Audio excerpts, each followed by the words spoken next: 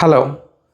Small business തുടങ്ങുന്നവർ ഏറ്റവും കൂടുതൽ tension അടിക്കുന്ന ഒരു സ്റ്റേജാണ്. അവർ ആ ബിസിനസ് തുടങ്ങിക്കഴിഞ്ഞ് ആ പ്രൊഡക്റ്റിന് സർവീസിന് വേണ്ടത്ര ഓർഡറുകൾ ലഭിക്കാതെ വരുന്ന ഒരു സ്റ്റേജിൽ, ആ സ്റ്റേജിലാണ് പലപ്പോഴും ടെൻഷൻ കൂടി വരുന്ന ഒരു സ്റ്റേജ്. അതാണ് നല്ല ആഗ്രഹത്തോടു കൂടിയൊക്കെയാണ് ബിസിനസ് സ്റ്റാർട്ട് ചെയ്തത്. നല്ല രീതിയിൽ വരുമാനം ഏൺ ചെയ്യാന്നുള്ള ഒരു പ്രതീക്ഷയിലാണ് ബിസിനസ് തുടങ്ങണത്. പക്ഷേ അതിൻ്റെ നേരെ ഓപ്പോസിറ്റായിരിക്കും സംഭവിക്കുക. നമുക്കൊരു ജോലിക്ക് പോയാൽ കിട്ടുന്ന വരുമാനം പോലും ആ ബിസിനസ്സിൽ നിന്ന് കിട്ടാത്തൊരവസ്ഥ വരും. നമ്മൾ എന്താണോ മേക്ക് ചെയ്ത് വെച്ചേക്കണേ ആ പ്രൊഡക്റ്റിന് വലിയ ഓർഡറോ കാര്യങ്ങളോ ഒന്നുമില്ല. എന്താണ് ഇവിടെ സംഭവിക്കണതെന്ന് പലപ്പോഴും ഈ സംരംഭകർക്ക് തിരിച്ചറിയാൻ പറ്റൂല. അപ്പോൾ എന്താ വെച്ചാൽ ആ സ്റ്റേജ് എന്താണ് പ്രശ്നം എന്ന് മനസ്സിലാക്കുന്നതിന് മുമ്പേ തന്നെ അവരൊന്നല്ലെങ്കിൽ അത് ഉപേക്ഷിക്കും. എന്നിട്ട് പഴയതുപോലെ ജോലിക്ക് പോവുകയോ അല്ലെങ്കിൽ മറ്റെന്തെങ്കിലും ഇതിലേക്കൊക്കെ തിരിയലാണ് സാധാരണ പതിവ്. ഇതിൻ്റെ പ്രശ്നം എന്താണെന്നുള്ളത് ഞാൻ വ്യക്തമായിട്ട് ഈ വീഡിയോയിൽ പറഞ്ഞുതരാം. അതിൻ്റെ ഉള്ള പരിഹാരവും ഈ വീഡിയോയിൽ തന്നെ പറഞ്ഞുതരാം. ഒരു ഉദാഹരണത്തിലൂടെ നമുക്ക് കടന്നു പോകാം. സംരംഭകൻ എക്സ് എന്ന് വേണമെങ്കിൽ അവരെ വിളിക്കാം. എക്സ് എന്ന് പേരുള്ളൊരു സംരംഭകൻ ഒരു ബിസിനസ് സ്റ്റാർട്ട് ചെയ്യണം. ബിസിനസ് വേറെ ഒന്നുമല്ല, നാച്ചുറൽ സോപ്പിൻ്റെ ബിസിനസ്സാണെന്ന് വിചാരിക്കുക. ഒരുപാട് കെമിക്കൽസോ കാര്യങ്ങളോ ഒന്നും ഉപയോഗിക്കാതെ നാച്ചുറലായിട്ടുള്ള റോ മെറ്റീരിയൽസൊക്കെ വെച്ചിട്ട് മേക്ക് ചെയ്യാൻ പറ്റുന്ന ഒരു സോപ്പിൻ്റെ ബിസിനസ് സ്റ്റാർട്ട് ചെയ്യണം. അപ്പോൾ ഈ ടെക്നിക്കൽ വശങ്ങളൊക്കെ എവിടെയെങ്കിലുമൊക്കെ പഠിച്ചെടുക്കും. എവിടെയെങ്കിലും പോയിട്ടോ അല്ലെങ്കിൽ ഗവൺമെൻറ്റിൻ്റെയോ പ്രൈവറ്റായിട്ടോ എങ്ങനെയെങ്കിലുമൊക്കെ ഇവർ ടെക്നിക്കൽ വശം പഠിച്ചെടുക്കുന്നു.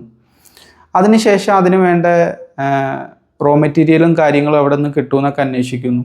ആ ബിസിനസ്സിന് ആ ബ്രാൻഡിന് വേണ്ട ഒരു ബ്രാൻഡ് നെയിം കണ്ടെത്തുന്നു. മറ്റ് ലൈസൻസുകൾ, രജിസ്ട്രേഷൻ കാര്യങ്ങളെല്ലാം എടുത്ത് ആ പ്രൊഡക്റ്റ് അങ്ങ് മേക്ക് ചെയ്യുന്നു. അങ്ങനെ ഒരു ഫിനിഷ്ഡ് പ്രൊഡക്റ്റ് ആയിട്ടുള്ള നാച്ചുറൽ സോപ്പ്, സംരംഭകൻ എക്സിൻ്റെ നാച്ചുറൽ സോപ്പ് ഫിനിഷ്ഡ്, അതിൻ്റെ പാക്കേജും കാര്യങ്ങളും എല്ലാം പഠിച്ച് അതൊരു ഫിനിഷ്ഡ് പ്രൊഡക്റ്റായി കൺസ്യൂമർക്ക് ഉപയോഗിക്കാൻ പറ്റുന്ന സ്റ്റേജിലേക്ക് എത്തി. ഇവിടെ വെച്ച് ഈ സംരംഭകൻ എക്സിൻ്റെ ഫാമിലി മെമ്പേഴ്സ് കുറച്ച് പ്രൊഡക്റ്റുകൾ വാങ്ങിക്കുന്നു. ഫ്രണ്ട്സ്, പുതിയ ബിസിനസ്സാണല്ലോ, അപ്പോൾ സപ്പോർട്ട് ചെയ്യണമല്ലോ. അപ്പോൾ ഫ്രണ്ട്സ് കുറച്ച് വാങ്ങിക്കുന്നു. അവർ കുറേയൊക്കെ ഷെയർ ചെയ്യുന്നു. കുറച്ച് അയൽവാസികൾ വാങ്ങുന്നു.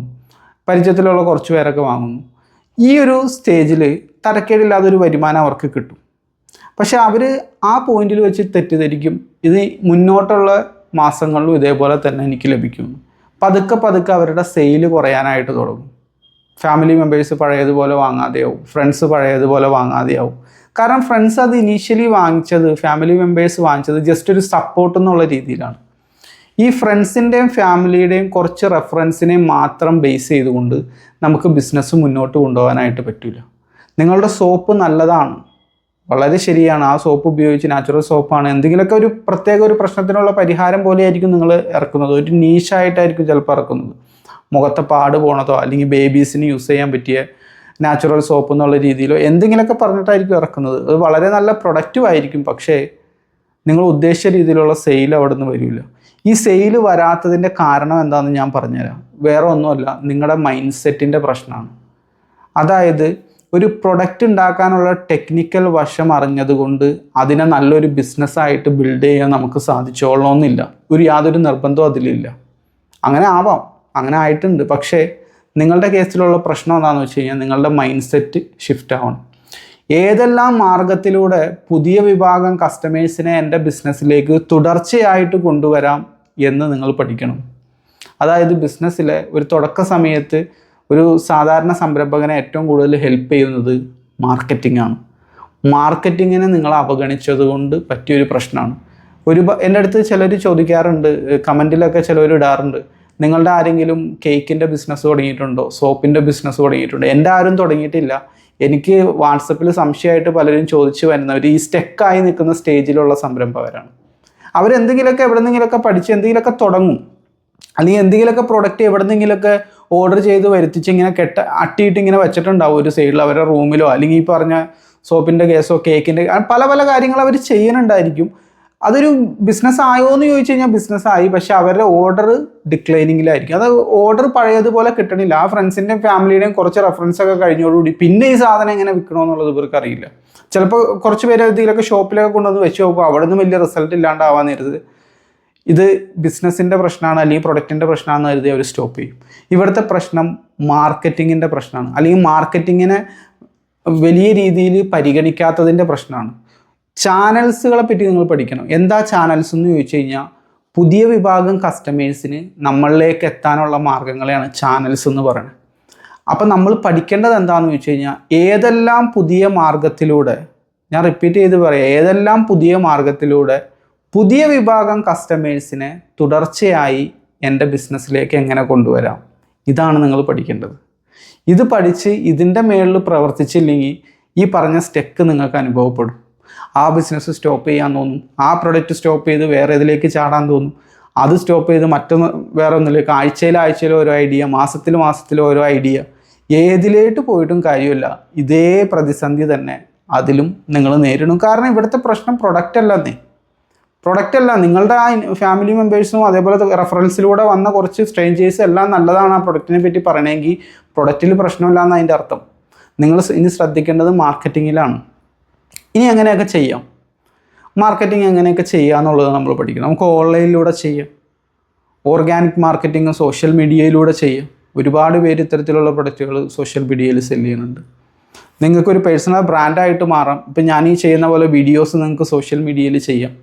ഇനി അതല്ല, എല്ലാവർക്കും ചിലപ്പോൾ സാധിച്ചോളണമെന്നില്ല. ചിലപ്പോൾ ഫേസ് എല്ലാം കാണിച്ച് ഇങ്ങനെ പബ്ലിക്കായിട്ട് പറയാൻ ഒരു നാണമുള്ള ആളുകളുണ്ടായിരിക്കും. പല പ്രശ്നങ്ങളും ഉണ്ട്. ഇനി അതില്ലെങ്കിൽ അതല്ലാതെയും ഓപ്ഷൻ ഉണ്ടല്ലോ ഓൺലൈനിൽ. നമുക്ക് ഇൻഫ്ലുവൻസർ മാർക്കറ്റിംഗ് ചെയ്യാം. നിങ്ങളുടെ ആ ഓർഗാനിക് നാച്ചുറൽ സോപ്പ് നിങ്ങളുടെ ഓഡിയൻസ് ആരാണെന്ന് നിങ്ങൾക്കറിയാം. ഇപ്പോൾ ഉദാഹരണം പറഞ്ഞു കഴിഞ്ഞാൽ, നിങ്ങളുടെ നാച്ചുറൽ സോപ്പിൻ്റെ മെയിൻ സെല്ലിംഗ് പോയിൻറ്റ് മുഖത്തെ പാടുകൾ പോകുന്നു. അതാണ് നിങ്ങളുടെ നാച്ചുറൽ സോപ്പിൻ്റെ മെയിൻ സെല്ലിംഗ് പോയിൻറ്റ്, അതാണെന്ന് വിചാരിക്കുക. അപ്പോൾ അങ്ങനെയാണെങ്കിൽ അധിക സമയവും നിങ്ങളുടെ കസ്റ്റമേഴ്സ് ആരായിരിക്കും? ടീനേജേഴ്സ്, 20കളിലുള്ളവർ, 30കളിലുള്ളവർ, ഇവരൊക്കെയാണ് സാധാരണ നിങ്ങളുടെ കസ്റ്റമറായിട്ട് വരാം. ഇവർ കാണാനിടയുള്ള ഓൺലൈൻ ചാനലുകൾ ഏതൊക്കെയാണ്, ഓൺലൈൻ പേജുകൾ ഏതൊക്കെയാണെന്ന് നോക്കുക. ഇൻസ്റ്റഗ്രാമിൽ ഏത് തരത്തിലുള്ള പേജുകളാണ് ഇവർ വാച്ച് ചെയ്യുക, യൂട്യൂബിൽ ഏത് തരത്തിലുള്ള ചാനലുകളായിരിക്കും ഇവർ വാച്ച് ചെയ്യുക. അവരധിക സമയം ഹെൽത്ത് റിലേറ്റഡ് ആയിട്ടുള്ള ചാനലുകൾ വാച്ച് ചെയ്യാൻ സാധ്യതയുണ്ട്, മേക്കപ്പ് റിലേറ്റഡ് ആയിട്ടുള്ള പേജുകൾ വാച്ച് ചെയ്യാൻ സാധ്യതയുണ്ട്, ഫാഷൻ റിലേറ്റഡ് ആയിട്ടുള്ള പേജുകൾ വാച്ച് ചെയ്യാൻ സാധ്യതയുണ്ട്. അതേപോലുള്ള പേജുകൾ വാച്ച് ചെയ്യാൻ സാധ്യതയുണ്ടെങ്കിൽ ഇത്തരത്തിലുള്ള പേജുകൾ റൺ ചെയ്യുന്ന ഇൻഫ്ലുവൻസേഴ്സിനെ നിങ്ങൾക്ക് കോൺടാക്റ്റ് ചെയ്യാം.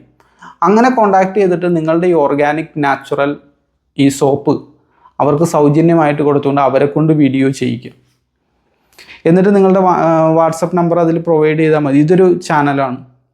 പിന്നെ അതുകൂടാതെ നിങ്ങൾക്ക് തന്നെ പെയ്ഡ് പരസ്യങ്ങളും കാര്യങ്ങളും കൊടുത്തിട്ട് നിങ്ങളുടെ വാട്സപ്പ് ഗ്രൂപ്പ്, നിങ്ങളുടെ ഓൺ വാട്സപ്പ് ഗ്രൂപ്പ് ബിസിനസ്സിൻ്റെ പേരിൽ നിങ്ങൾക്ക് ബിൽഡ് ചെയ്യുക. അതിൽ പ്രത്യേകം ശ്രദ്ധിക്കുക, കുറച്ച് ഫ്രണ്ട്സും ഫാമിലിയും ഉള്ള വാട്സപ്പ് ഗ്രൂപ്പിനെ പറ്റിയിട്ടല്ല ഞാൻ പറഞ്ഞുകൊണ്ടിരിക്കുന്നത്. സ്ട്രേഞ്ചേഴ്സ് ആയിട്ടുള്ള പൊട്ടൻഷ്യൽ കസ്റ്റമേഴ്സ് ഈ വാട്സപ്പ് ഗ്രൂപ്പുകളിൽ എത്തണം.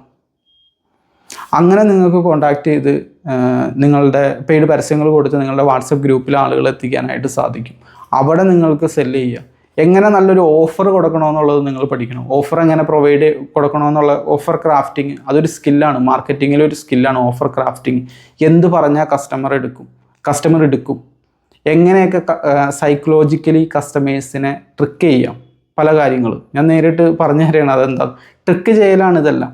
അപ്പോൾ ഇതെല്ലാം കസ്റ്റമറെ ഇൻഫ്ലുവൻസ് ചെയ്യുന്നുണ്ട് ഡിസിഷൻ എടുക്കാനായിട്ട്, വാങ്ങണോ വേണ്ടേന്നുള്ള തീരുമാനം എടുക്കാനായിട്ട് കസ്റ്റമേഴ്സിനെ ഇൻഫ്ലുവൻസ് ചെയ്യുന്ന കാര്യങ്ങൾ എന്തൊക്കെയാണ്. ഇത്തരത്തിലുള്ള മാർക്കറ്റിംഗ് ആൻഡ് സെയിൽസിൻ്റെ സ്കില്ല് നിങ്ങൾ പഠിച്ചിരിക്കണം. ഇതിനെ പറ്റിയിട്ടുള്ള അറിവ് നിങ്ങൾക്ക് വേണം. എന്നാൽ മാത്രമാണ് നിങ്ങൾക്കത് സെല്ല് ചെയ്ത് നല്ല രീതിയിലൊരു ബിസിനസ്സാക്കി മാറ്റാനായിട്ട് പറ്റുള്ളൂ. സബ്സ്ക്രിപ്ഷൻ മോഡലുകൾ നിങ്ങൾക്ക് ട്രൈ ചെയ്യാം. ഇപ്പോൾ ഒരു ഉദാഹരണം പറഞ്ഞു കഴിഞ്ഞാൽ, നിങ്ങളുടെ ആ ഓർഗാനിക് സോപ്പ് തുടർച്ചയായിട്ട് ഒരു കസ്റ്റമർ വാങ്ങിക്കുന്നുണ്ട്, എല്ലാ മാസവും ഓരോന്ന് വാങ്ങിക്കുന്നുണ്ടെങ്കിൽ ആ കസ്റ്റമർക്ക് ഒരു പ്രത്യേക ഓഫർ കൊടുക്കാം. 1 വർഷത്തേക്കുള്ള സബ്സ്ക്രിപ്ഷൻ വേണമെങ്കിൽ കൊടുക്കാം. അപ്പോൾ നിങ്ങൾക്ക് ഒറ്റയടിക്ക് കാശ് കിട്ടും. 1 വർഷം ഓരോ മാസം കിട്ടുന്ന കാശ് നിങ്ങൾക്ക് ഒറ്റയടിക്ക് ഒരു മാസം തന്നെ കിട്ടും. അപ്പോൾ കസ്റ്റമർക്ക് എന്തെങ്കിലും ഒരു ഇൻസെൻറ്റീവ് നമ്മൾ അതിൽ കൊടുക്കണം, എന്തെങ്കിലും ഒരു പ്രചോദനം ഉണ്ടായിരിക്കണം അത് വാങ്ങാനായിട്ട്, 1 വർഷത്തെ ഒറ്റയടിക്ക് വാങ്ങാനായിട്ട്.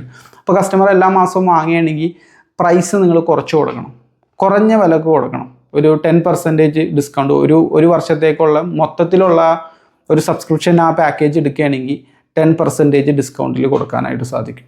അപ്പോൾ എന്താ വെച്ചാൽ കസ്റ്റമർ ഒന്നും അറിയണ്ട, മാസം നമ്മൾ അവർക്ക് കൊറിയർ അയച്ചു കൊടുത്താൽ മതി, അല്ലെങ്കിൽ ബൾക്കായിട്ട് അയച്ചു കൊടുത്താൽ മതി. അതെങ്ങനെയാണെന്ന് വെച്ച് കഴിഞ്ഞാൽ അതിൻ്റെ ഷിപ്പ് ചാർജ് ഇതെല്ലാം കാൽക്കുലേറ്റ് ചെയ്തിട്ട് ചെയ്യാനായിട്ട് പറ്റും. ഇതേപോലുള്ള ഓഫറുകൾ സെറ്റ് ചെയ്യുക, ഇതേപോലുള്ള കൺവിൻസിങ് മെത്തേഡുകൾ യൂസ് ചെയ്യുക. മാർക്കറ്റിംഗ് ആൻഡ് സെയിൽസിൽ ഈ ഇത്തരത്തിലുള്ള അറിവാണ് ശരിക്കും നിങ്ങൾക്ക് ഇൻകം കൊണ്ടു തരുന്നത്. അതല്ലാതെ ആ സോപ്പ് ഉണ്ടാക്കാനുള്ള ആ ടെക്നിക്കൽ സ്കില്ലല്ല ബിസിനസ്സിൽ നിങ്ങളെ രക്ഷിക്കണം. പലരും ഒരു തെറ്റിദ്ധാരണ, അതായത് ഇത്ര ചേർക്കണം, അതിൻ്റെ കൂടെ ഇത് ചേർക്കണം, ഇന്നത് വന്നാൽ ഇന്നത് ചെയ്യാൻ പാടില്ല, കട്ട പിടിച്ച് പോവാതിരിക്കാൻ ഇത് ചെയ്യണം. ഇതൊക്കെ ടെക്നിക്കൽ സ്കില്ലുകളാണ്. അതൊരു പരിധി, അത് ആ പ്രൊഡക്റ്റ് ഉണ്ടാക്കാനുള്ള ടെക്നിക്കൽ സ്കില്ല്. പക്ഷെ അത് വിൽക്കാനുള്ള ഇത്തരത്തിലുള്ള സ്കില്ല് അറിഞ്ഞതുകൊണ്ട്, ഇത്തരത്തിലുള്ള അറിവ് നിങ്ങൾക്ക് ഉള്ളത് കൊണ്ട് അതിനൊരു നല്ലൊരു ബിസിനസ്സാക്കി മാറ്റാൻ സാധിച്ചോളണമെന്നില്ല. ഏത് ബിസിനസ്സിലും നിങ്ങൾ ഇപ്പോൾ ടീച്ചറായിരിക്കാം, ടീച്ചർ എഡ്യൂക്കേഷണൽ ഇൻസ്റ്റിറ്റ്യൂഷൻ തുടങ്ങിക്കഴിഞ്ഞാൽ അത് വിജയിച്ചോളണമെന്നില്ല. കാരണം ടീച്ചർക്കുള്ള സ്കില്ല് ടീച്ചിങ് സ്കില്ലാണ്, ബിസിനസ് സ്കില്ലല്ല. മാർക്കറ്റിങ്ങിലും സെയിൽസിലെ സ്കില്ല് ടീച്ചർക്ക് ഉണ്ടായിക്കൊള്ളണമെന്നില്ല. അങ്ങനെ ഏത് മേഖലയിലുള്ളവരും ഒരുപാട് പേര് അവരുടെ സ്കില്ല് വെച്ചിട്ട് ബിസിനസ് സ്റ്റാർട്ട് ചെയ്യാൻ നോക്കുന്നുണ്ട്. പക്ഷേ എന്താണെന്ന് വെച്ച് കഴിഞ്ഞാൽ അവർക്ക് ആ ടെക്നിക്കൽ സ്കില്ല് മാത്രം ഉള്ളത് കൊണ്ട് അത് വെച്ചിട്ട് അവർക്ക് ബിസിനസ് റൺ ചെയ്യാൻ പറ്റും എന്നുള്ളൊരു തെറ്റിദ്ധാരണയാണ്. ചിലവർക്ക് നല്ല രീതിയിൽ കേക്ക് ഉണ്ടാക്കാൻ അറിയാം, സോപ്പ് ഉണ്ടാക്കാൻ അറിയാം. പക്ഷെ അത് അറിഞ്ഞുകൊണ്ട് മാത്രം കാര്യമില്ലല്ലോ, അത് വിൽക്കാൻ അറിയണം. അത് മാർക്കറ്റിംഗ് ചെയ്ത് കസ്റ്റമേഴ്സിലേക്ക് എത്താനായിട്ട് നിങ്ങൾക്ക് സാധിക്കണം. അപ്പോൾ എപ്പോഴും നിങ്ങൾ പഠിച്ചുകൊണ്ടിരിക്കേണ്ടത് എന്താണെന്ന് ചോദിച്ചു കഴിഞ്ഞാൽ, തുടർച്ചയായി എങ്ങനെ പുതിയ വിഭാഗം കസ്റ്റമേഴ്സിനെ, consistent flow of new customers നമ്മളുടെ ബിസിനസ്സിലേക്ക് വരണം. തുടർച്ചയായിട്ട് വരാൻ വേണം. ആ വരുന്നത് പുതിയ വിഭാഗവുമായിരിക്കണം. ഇങ്ങനെ ബിസിനസ്സിലേക്ക് കൊണ്ടുവരുമ്പോഴാണ് ആ ബിസിനസ്സിന് വളർച്ച ഉണ്ടാവുന്നത്. നിങ്ങൾ ഉദ്ദേശിച്ച വരുമാനം, അല്ലെങ്കിൽ നിങ്ങൾ ഉദ്ദേശിച്ചതിനേക്കാൾ മേളിലുള്ള വരുമാനം ആ ബിസിനസ്സിലേക്ക് വന്നുവെങ്കിൽ മാർക്കറ്റിംഗ് നിങ്ങൾ കൃത്യമായിട്ട് പഠിക്കണം. ഇത് പഠിക്കാതെ ഇതിനെ കംപ്ലീറ്റ്ലി അവഗണിച്ചിടും.